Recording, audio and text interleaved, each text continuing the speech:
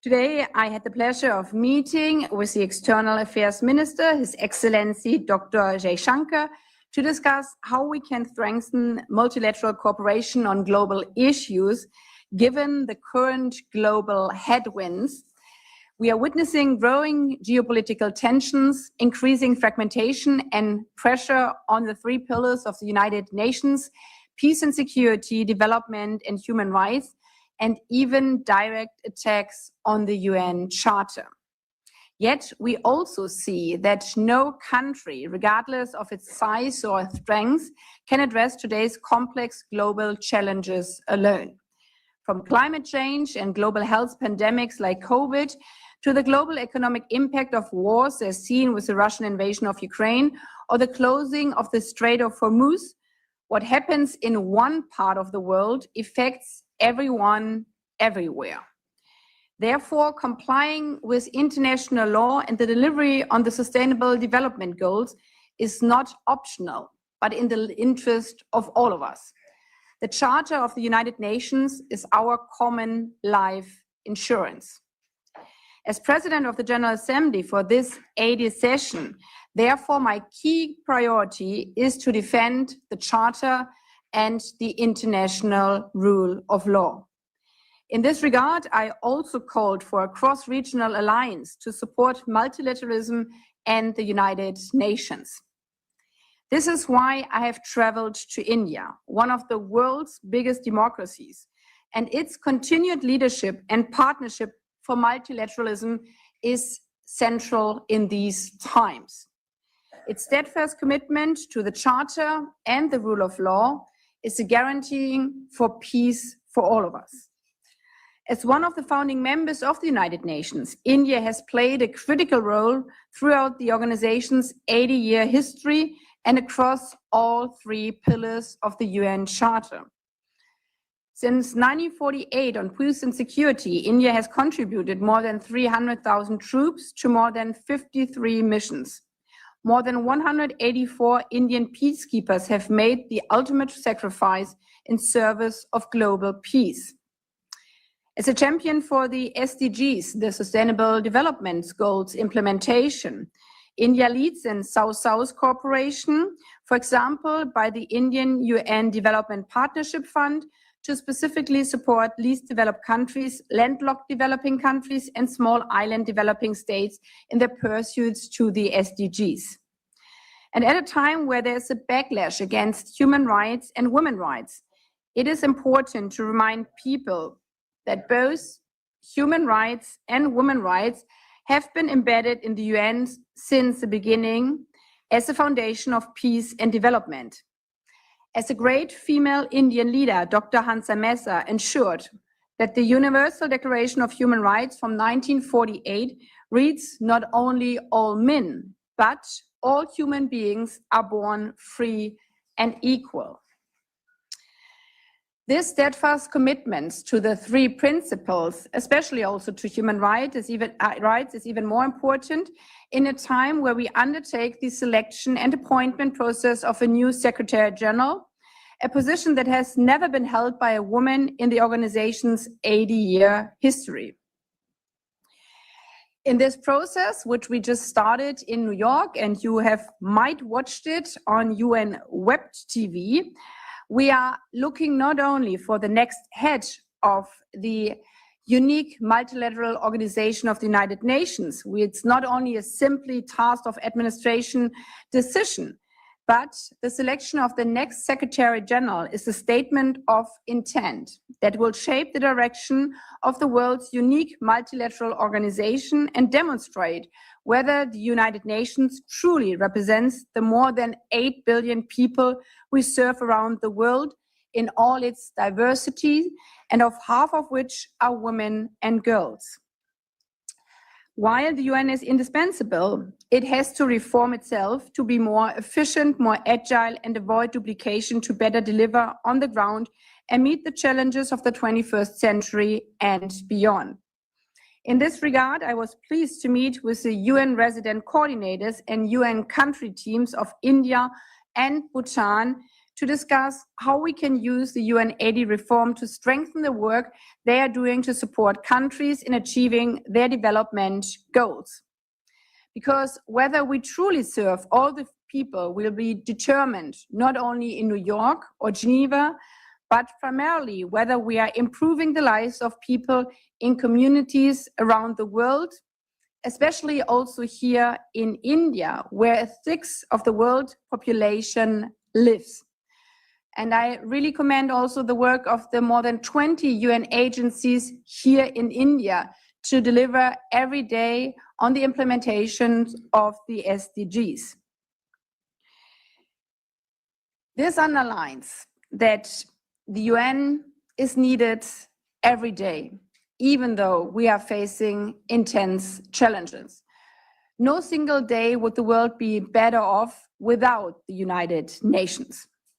But as much as the world needs the UN these days also needs the world. It needs governments, it needs civil societies, it needs young people and citizens from all walks of life to defend this unique multilateral organization, to defend the house of humanity, peace, and dialogue. And in this regard, I also commend the strong commitment of the Indian people to the UN, as demonstrated by the enthusiastic participation in the nationwide competition to design a commemorative stamp to celebrate the United Nations 80th anniversary. As I learned when I was presented with this beautiful stamp depicting UN peacekeepers and the peace staff, nearly 750,000 students from around the country submitted proposals that showcased not only their artistic talent and their commitment to the UN, peace, development, and multilateral cooperation, but also the spirit of India's great founder Gandhi, be the change you wish to see in the world, or as we framed it for the 80th session of the United Nations, better together. This is what we all strive for. In this regard, I thank India, I thank the government of India for their hospitality of the visit of the President of the General Assembly visit, and I'm also thanking you for joining this press statement today. Thank you. Wonderful, thanks so much. So we'll take groups of questions, and if you could please say your name and the organization that you're with, and then we will take a group. So I saw your hand and the gentleman here, your hand, and then your hand, and then we'll get to a few. Let's take those three first, and then we'll get to a few on this side. Yes, ma'am, and then you, sir, and then you. Hi, good afternoon. This is Jaishankar from Business India. You just spoke about UN peacekeepers, with the ongoing conflict between Israel, US, and Iran. There are a lot of peacekeepers in Lebanon. 6 of them have died. 3 were from Indonesia, and I think the same amount from Italy. How is it that you're going to ensure the safety of the peacekeepers? We have nearly 600 there. Okay, thank you for that question. And now the gentleman behind you. Yes. Ma'am, I'm Siddhant Sibal from WION. Ma'am, my first question is on the reform of the United Nations Security Council, India's position, because India has been forefront. India is seen as a natural contender, but the process has been very slow, painfully slow. What's your view on that? And my second question is on the next Secretary General. What has been the conversation with the Indian External Affairs Minister? What's India's view? Is India backing one of the candidates? Ma'am, I'm Pranay Upadhyay from India Today. Adding to what my colleague Siddhant has asked, its United Nations is going to complete 80 years of its foundation, and it's a very important year. But unfortunately, the UN is turning out to be very ineffective in solving global problems. You mentioned the requirement of it. What you and United Nations is doing to speeden up the process of reform, including the Security Council reform. And besides that, how do you see the alternative arrangements coming up and the mediation process of conflict resolution being taken up by the countries and the organizations like Board of Peace? What are views on that? All right, we will take those first 3 questions for the PGA. Thank you very much. Your questions also underline your country's strong commitment to the United Nations, which we heavily need in these times. Maybe starting with the last question, because as you mentioned, there have been some voices lately questioning the role and the importance of the United Nations, also with inviting to other forms of organization. However, as we saw also over the last months, bringing peace to regions is not as easy as just speaking about it. So you need the experience of ceasefire negotiation, and the UN is a unique place where every country around the world has a seat at the table, no matter how big or small, no matter how powerful or rich they are, for a good reason, because to find a just and fair and lasting peace, it needs a clear commitment to the equality and sovereignty of every country. And yes, it has been challenging for the United Nations these days, but we should not forget it has always been challenging. There was no single decade in UN history without wars. Unfortunately, the whole reason for building this House of Peace was after 2 world wars to, as one Secretary General said back in time, not bring humanity to heaven, but to prevent it from hell. And in this regard, I commend every peacekeeping and peace building negotiations going on. And unfortunately, we do not speak enough about those conflicts and crises being prevented, because we learned in COVID there's no glory in prevention. But we have seen in the last recent years, for example, with the Central Asian states having conflicts about water, about borders for a long time, but it was also thanks to the Peace-Building Commission work of the United Nations that they settled this dispute now peacefully together. When we saw internal conflicts with regard to Colombia, for example, it was the UN, but obviously we have to do better, and this is why the UNAID reform is of such a high importance. We just finalized a resolution, it's called on Workstream 2, where we focus our work more, so mandates, so decisions by the UN General Assembly, which we have more than 40,000 over the 80 years, they have to be reduced to focus on the important points in these times. We call for sunset clauses, we call for avoiding duplications. Same goes here to the work on the ground of the different agencies under UNAID.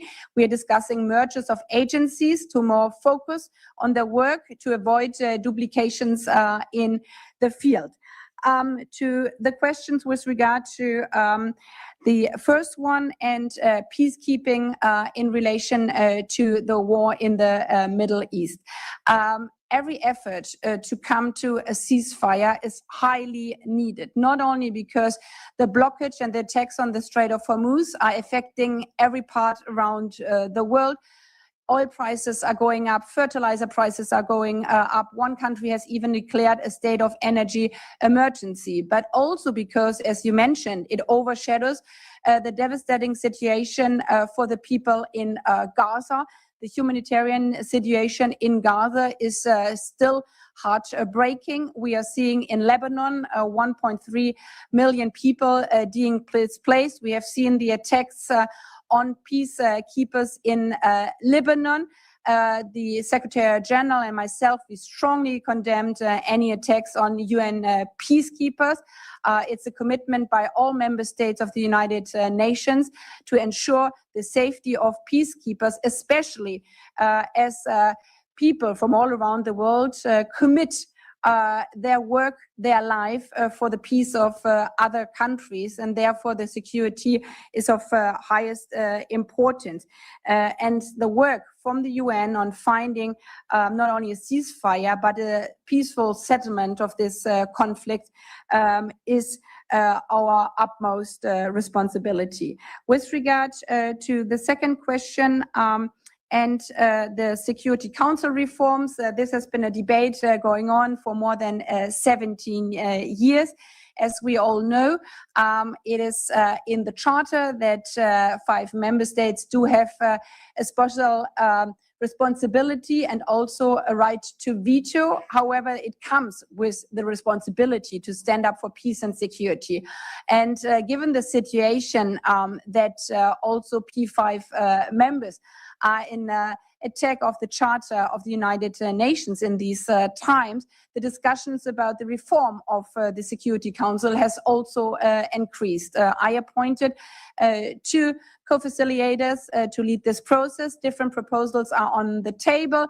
Also proposal from this country, but many other proposals as well, especially also from the African Union, which is not represented in the Security Council as a whole continent as a permanent member of the Security Council. So the reform debate of the Security Council is also part of the credibility of the United Nations. Yet, we have taken already small steps. We had, for example, the veto initiative debate after there was a veto against the resolution on the Strait of Hormuz in the Security Council. So this reform step, that if the Security Council is being blocked, it comes to the General Assembly to debate it, is one also to strengthen the United Nations and its credibility. With regard to the selection process of the Secretary General, as a President of the General Assembly, I'm chairing and convening this process on a transparent and neutral matter, and therefore it's in the hand of each member states to make their decision on the different candidates. We had 4 candidates in the hearing last week, and the process will go on. That the Security Council, which has a special role in it, will also hear the candidates. There will be an open town hall meeting with other candidates as well. And I encourage everybody also here in India to engage with this process, because the next Secretary General will not only serve the delegations and ambassadors within the United Nations halls, but is supposed to serve all people from around the world. Okay, thank you. Since we took some questions from this side, I'm going to go to this side next. And I see the gentleman in the back with the watch on. You had your hand raised. And then the gentleman here in the white shirt. And then...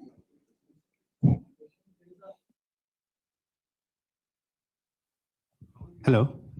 Saurabh Sharma, I'm from the Outlook Business. So my question is, there is growing criticism that the UN is becoming less effective in conflict resolution. So whether it's the ongoing war in the West Asia or the conflicts going in the Africa, or the conflict going between the Russia and Ukraine. So as the head of the United Nations General Assembly, what steps will you take to restore its credibility? Yes. Ma'am, thank you for the opportunity. First of all, you've heard of the Board of Peace. What do you make of it? How effective will it be in your view? The other thing is regarding the next President of the General Assembly. We know that the Foreign Minister of Bangladesh had a long chat with the Secretary General, I think on the 26th of March. And has he had a chat with you? And what do you make of this, please? Thank you. The PGA, would you like to take those 2? Maybe on the last question for the Secretary General or the President of the General Assembly, because my term ends in September, and there are current candidates from Bangladesh and also Cyprus, as I've met both of them. But again, it lies in the hands of the member states to take the decision on the upcoming President of the General Assembly. With regard to the Board of Peace, I touched it already before to the question. Member states are open and free to organize them in different groups. So we had the meeting, I had the pleasure to join it in my previous role here with G20. There's an upcoming BRICS meeting in your country. In other regions, they have many, many other regional organizations or also international organizations. But there's a reason why for international peace and security, there is one organization called United Nations to be responsible for peace and security, because every country, no matter how big or small, how powerful or rich, has a seat at the table, because you will not find just peace for anybody in the world if you have to pay a fee to join it, or if you negotiate how much power you have. The equality between countries, and thereby the equality between all people around the world, is based on the Charter of the United Nations and the Universal Declaration of Human Rights. And the UN is a unique place where all these delegations are coming together. Also, I would like to add, with regulations, for example, of diplomatic immunity, also with regulation on visa regulations for host countries. Unfortunately, these days, not everybody is complying to it. But if you want to find, in a situation of crisis and conflicts, also places for negotiation, it needs a neutral and objective place. And this is, as I said, for a good reason, the United Nations. And I think everybody could also see in the last weeks and months that something, maybe also in the social media time, which is said so easily. Yeah, we just strive for something and we just tell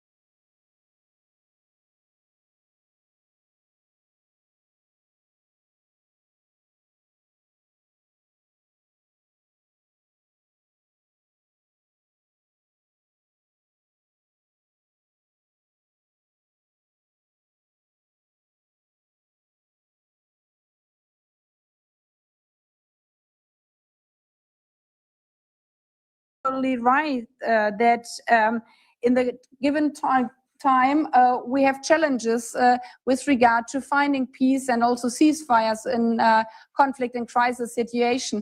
But at the same moment, as I said before, without UN peacekeepers at different parts of the world, nothing would be better. So everybody who is calling for maybe we don't need the UN anymore, just imagine from one day to the other, we would not have peacekeepers in different parts of the world. Just imagine the World Food Program would leave your country, but especially would leave in these times Sudan or other crisis areas around the world. Just imagine the World Health Organization would not vaccinate children around the world anymore. Then half of the world's population under 18 would not have any vaccination shot.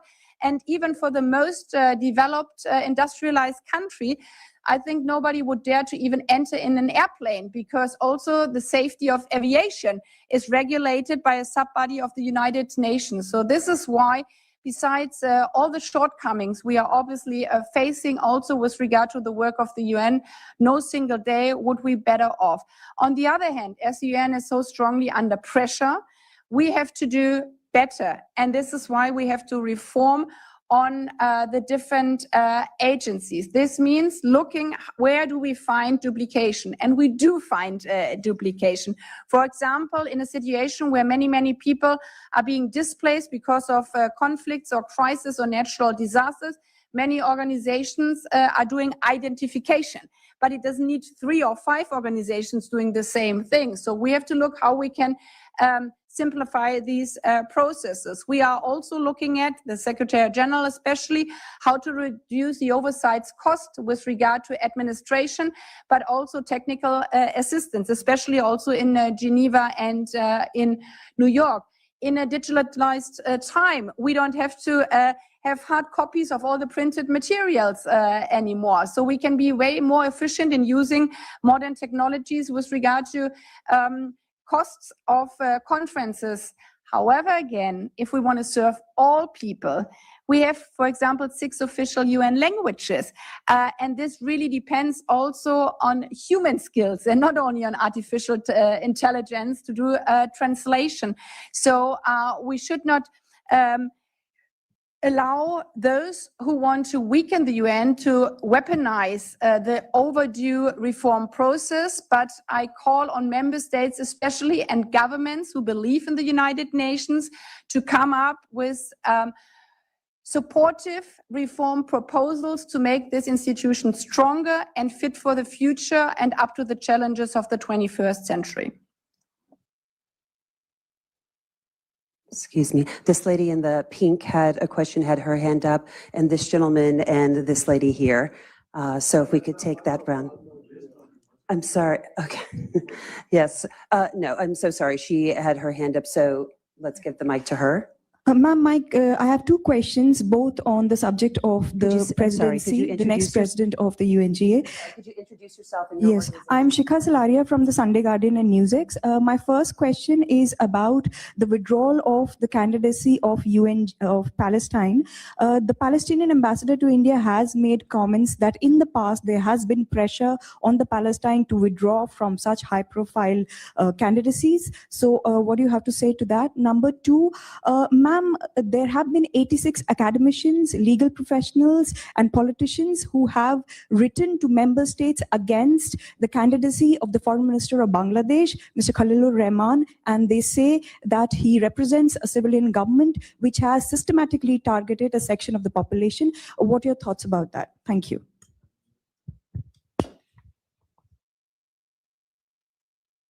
Let's go ahead and take another round. The gentleman on the far left here, and then we'll bring it. Kalol from The Hindu. What is your opinion about targeting of presidents by the United States? Presidents and head of government. I'm referring to Nicolas Maduro especially.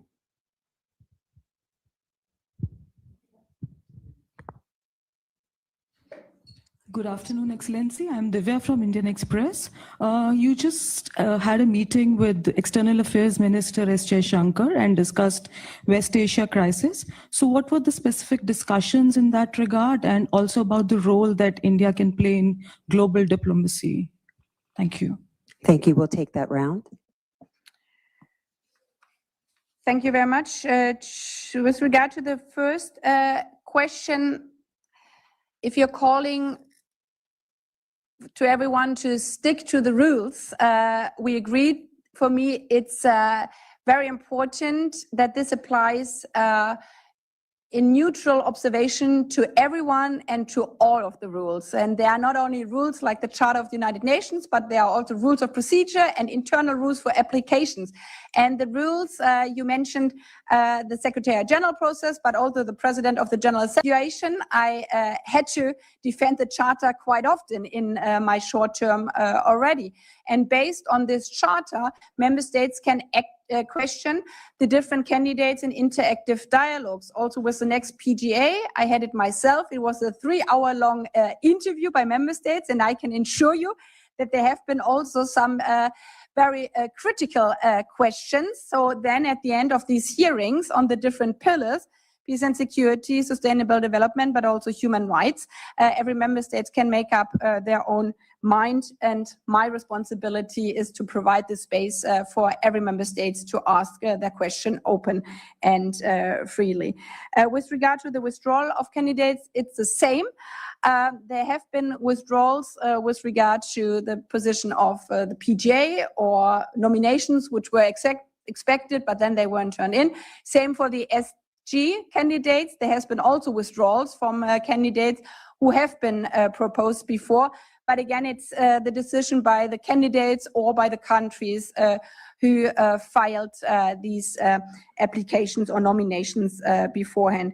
With regard to the question from the colleague from the Hindu press, I've been very clear with any violations of the Charter, also with regard to the situation in Venezuela, that human rights are indivisible, and every person around the world enjoys the human rights. And if there are human rights violations, we have UN bodies who are responsible to deal with this, like with the Security Council, sometimes, unfortunately, also to the blockage of some member states. We cannot proceed as we should within the UN systems. Yet, this does not mean that the UN is inactive, or it doesn't mean that you're allowed to violate other regulations of the UN Charter, be it on peace and security. And this is why the Secretary General and myself, we have made very clear that Venezuela has to, I answer your question, has to obey to the human rights standards for the people of Venezuela. But it's also very clear that the use of force is prohibited by the Charter of the United Nations. And if member states are in a situation where they say we have to protect human rights, or we have to prevent even genocide, there's a clear way to move forward, bring it to the Security Council, bring it to the United Nations, but unilateral action in violations of the Charter is not allowed under our UN Charter rules, because the Charter is not optional. It is an obligation for every member state to protect the peace and security around the world, and also to protect the sovereignty of every member state. But for me, it's very important to say this does not mean inaction, but it means the efforts of joining forces together to protect all the three principles within the Charter.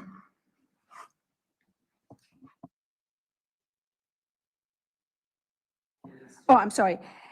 Yes, with regard to my meeting with the foreign minister, as I mentioned, we discussed obviously the current situation around the world, be it the conflict in the Middle East, or be it the situation in the broader perspective, especially with the outcomings and consequences on trade, on the law of sea. This is a strong question also for UNCLOS, as we have seen it also in the Black Sea before, if we have seen it in the Strait of Hormuz. But if we accept also for the law of sea that this is being violated unilaterally, then trade around the world will almost be impossible. But we have discussed also intensively on UNAID reform. As I said, India being the biggest country in the world, the results of the UNAID reform by implementing on the SDG will have a strong effect on this country. And India is, with its active support of the SDGs also in other countries, a key driver also for the progress for others. And this discussion around the Secretary General process obviously has been also part of our discussion. As always, time is way too short, I guess also for this press conference. We're drawing close. We have two more questions, and it was this gentleman here and this gentleman here, and that's all we'll have time for today. So the last two questions, please.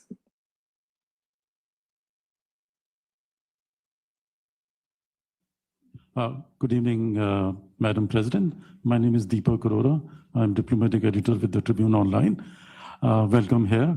My question is that you mentioned about the next Secretary General, and you also mentioned that, and there's been talk about next Secretary General to be a woman, So personally, would you rule out the other two candidates? I know it is a different process. I know the process. What's your personal opinion on that? Would you personally would like to see a woman candidate as the Secretary General? Thank you. And could we have the mic here for this gentleman in the front? And that's our last question. Thank you. I'm Akhilesh Suman from DD News. You met External Affairs Minister and also Minister of Electronics and Information Technology, I think. So what transpired in the meeting between you and both the ministers, and what do you expect from India?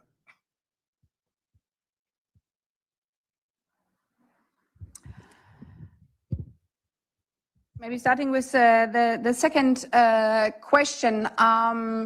Not only with regard to the size of your country, but also with regard to the modern technologies, India just recently hosted the AI summit, underlining that it's also a driver in this process in a time where not only CO2 or a virus of a pandemic does not stop at the border, it's the same with social media, and it's the same with information sharing.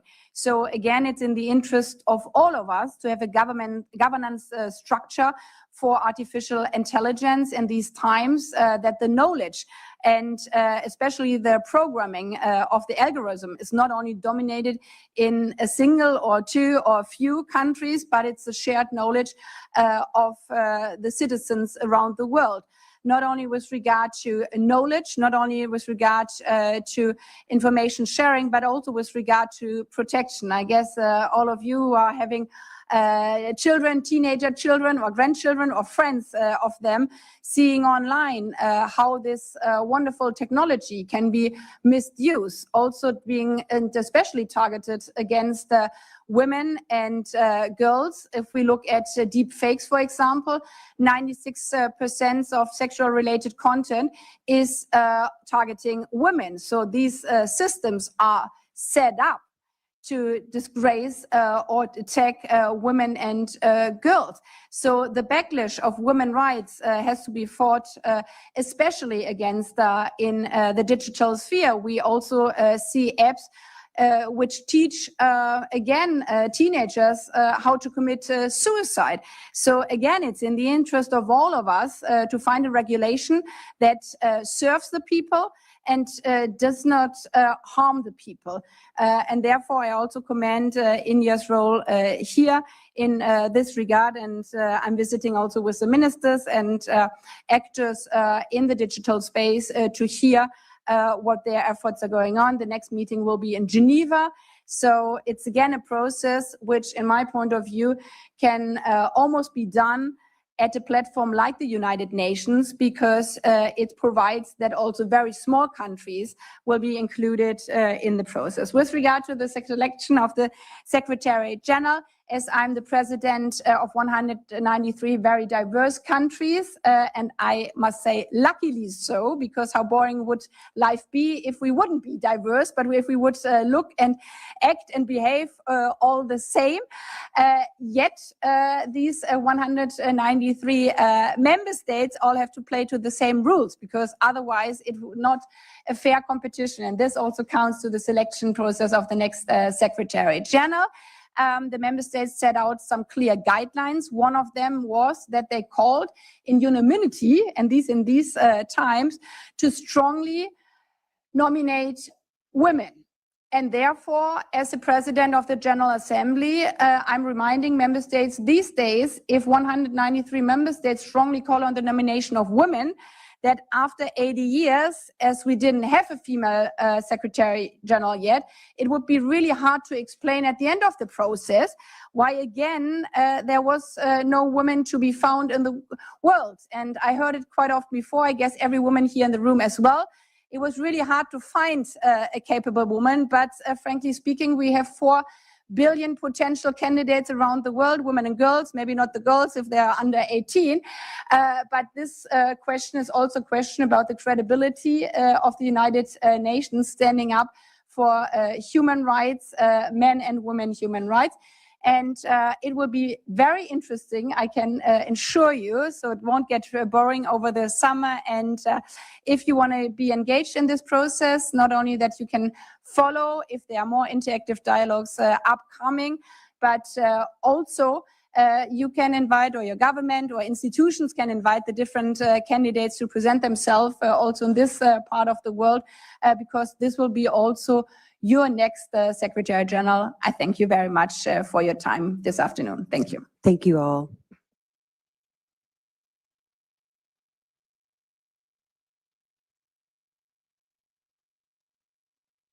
Here at the UN House for my visit to India as the President of the General Assembly of the United Nations. I would like to begin by expressing my sincere thanks to the government of India for their warm invitation and gracious hospitality. Today, I had the pleasure of meeting with the External Affairs Minister, His Excellency Dr. Jaishankar, to discuss how we can strengthen multilateral cooperation on global issues, given the current global headwinds.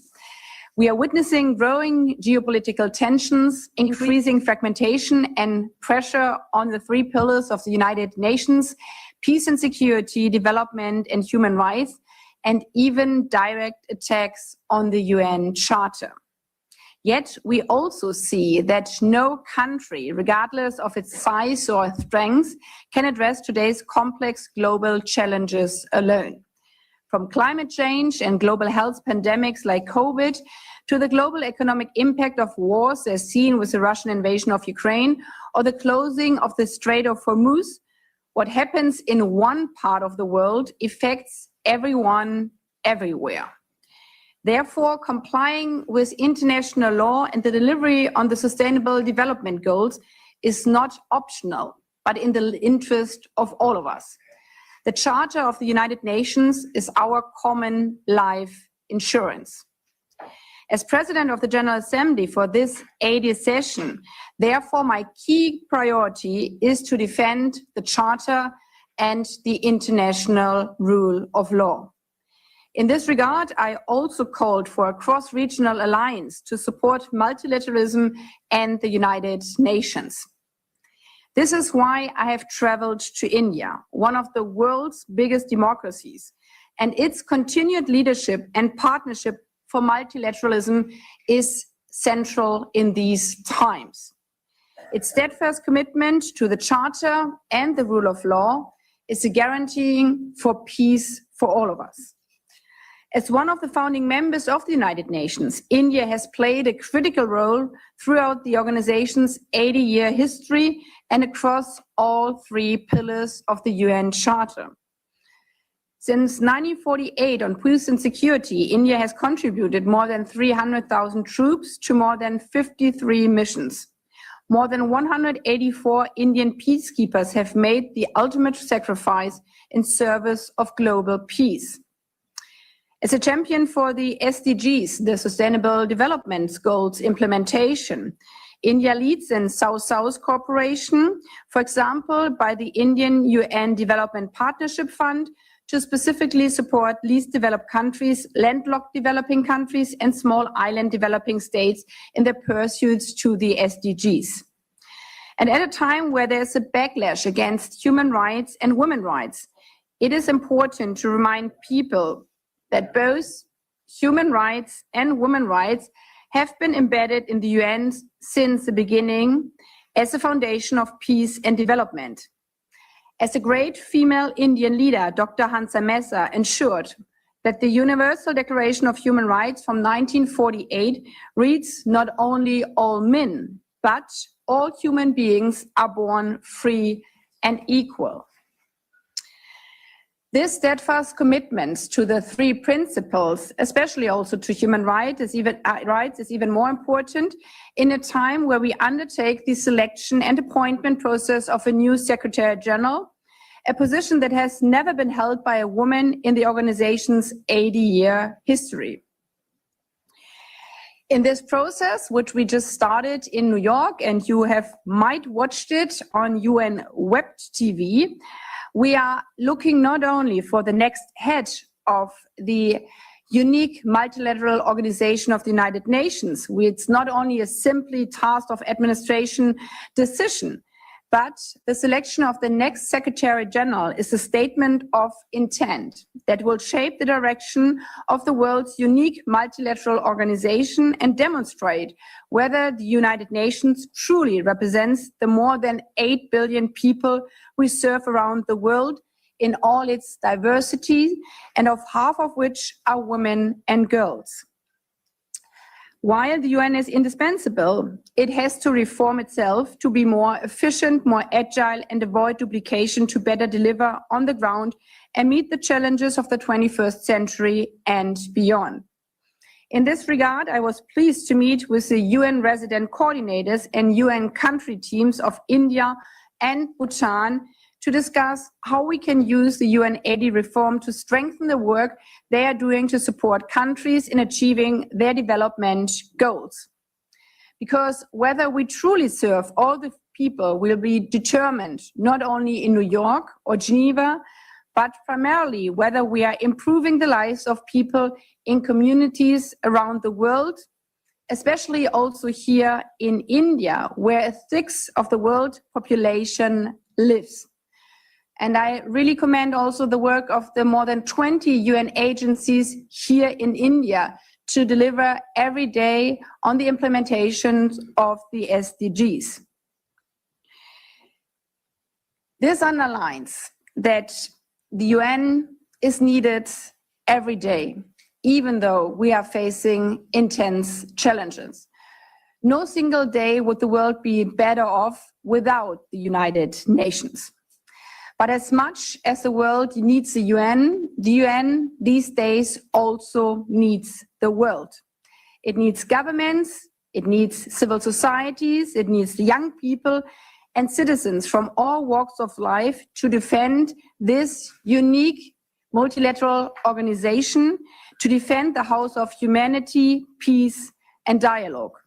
And in this regard, I also commend the strong commitment of the Indian people to the UN, as demonstrated by the enthusiastic participation in the nationwide competition to design a commemorative stamp to celebrate the United Nations 80th anniversary.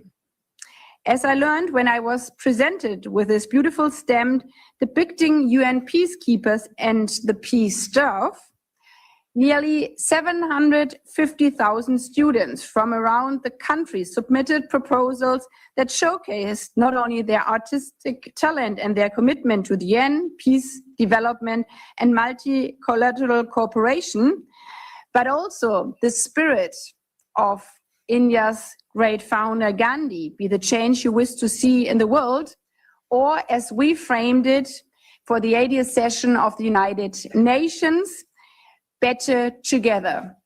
This is what we all strive for. In this regard, I thank India, I thank the government of India for their hospitality of the visit of the President of the General Assembly visit, and I'm also thanking you for joining this press statement today. Thank you.